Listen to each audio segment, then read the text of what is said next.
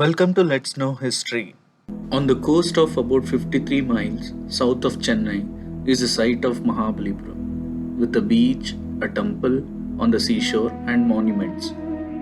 Mahabalipuram is a temple of art created by the Pallava rulers. It's a virtual treasure trove of sculptures and architecture. The greatness of the place will be realized only by those who go there in person and enjoy the splendor. Close to the seashore, so close as almost to allow the spray of waves to dash against the wall of the temple, is what is known as the shore temple. Occupying an important place among the classical monuments in India, the monolithic and the cave temples of Mahabalipuram attracts the visitors from far and wide. UNESCO has inscribed this group of monuments in the World Heritage List. These monuments remain open between 8 am and 6 pm daily. So today, let's see about the history and importance of this great temple. This temple was constructed by Narasimhavarman II, the Pallava king, who is also called as Rajasimha. This temple has been standing here majestically in the sand right on the seashore for more than 1000 years. Evidence indicate that this shore temple complex was extending further to north, south, and eastwards also. Now, look at the outer walls and the rampant lions on them. Many of them are actually obliterated over the years by the action of the sea. Around this are stacked some loose sculptures, one of them being Tripurantaka Shiva. You can also see the expensive courtyard surrounded by unfinished enclosure, along which are arranged rows of Nandis. There are 3 temples here. The one facing the east and the sea is the main temple. It is called Kshatriya Simha Pallaveshwara Shrine. The Gopura here is somewhat narrow and elongated. We have to climb up the steps to get into the temple. You can see Shivalingam in the sanctum. You can touch and feel the lingam, even though it is broken, how bright and smooth it is. This Shivalingam, made up of granite, is known as Dharalingam. One can see Somaskanda sculpture behind the Shivalingam and on either side of the walls. Now we can come out and have a look at this west-facing temple. This is the 3rd temple in the complex, which has a smaller spire. This is dedicated to Shiva and is known as Rajasimha Pallaveshwara temple. You can see the Somaskanda panel on the back wall and the Dwarapalas on the either side of the porch.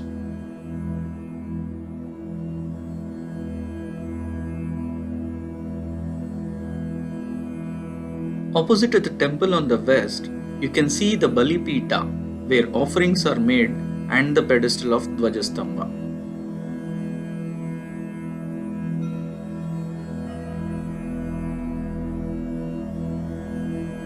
There is a figure of Seshasai Vishnu.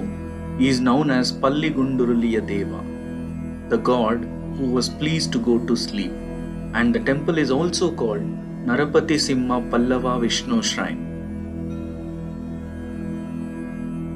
With the waves rolling close by and the breeze flowing across, what an experience it is just to stretch oneself on the sand, unconcerned and having given up everything. Peace and joy are only for those who give up all desires. How true it is. Of the early European travelers, the first to be attracted by this monument was Manucci, an Italian of the 7th century.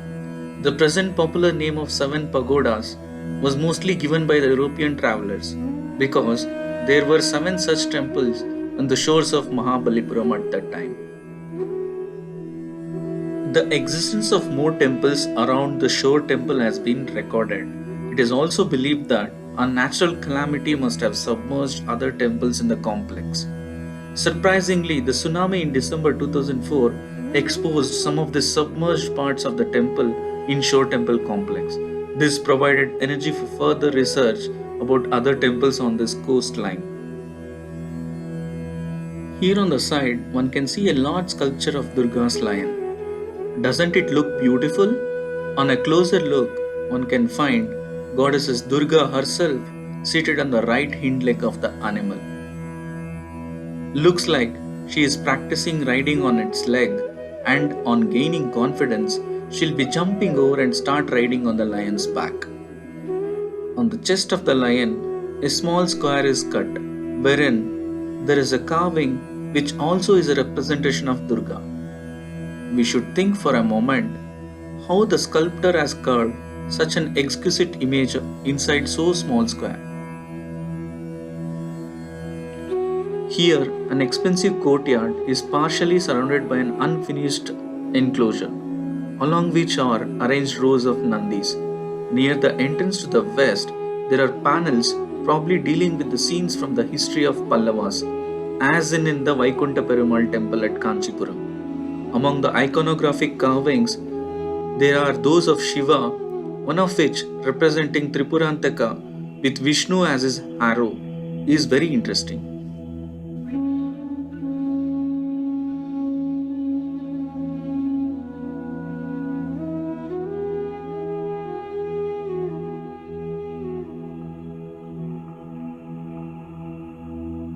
The Shore Temple looks more stunning at sunset, but at all the times it is fascinating. Standing as it does, with its feet in the waves, Vishnu lies asleep in the shrine on the south side. Durga rides her lion in the courtyard with the headless buffalo at her feet, and Shiva's Nandi around in silent guardianship. So, the next time when you come to Mahabalipuram, don't forget to visit this beautiful temple, which will definitely take you back 1300 years. Please do protect and keep our temples clean. Thank you.